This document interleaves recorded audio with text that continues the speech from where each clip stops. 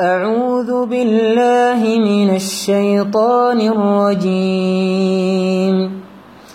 ادع إلى سبيل ربك بالحكمة والموعظة الحسنة وجادلهم بالتي هي أحسن إن ربك هو أعلم بمن ضل عن سبيله وهو أعلم بالمهتدين.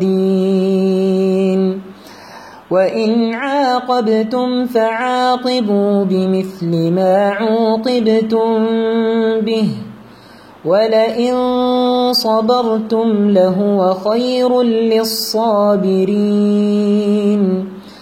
واصبر وما صبرك إلا بالله ولا تحزن عليهم ولا تك في ضيق مما يمكرون إن الله مع الذين اتقوا والذين هم محسنون.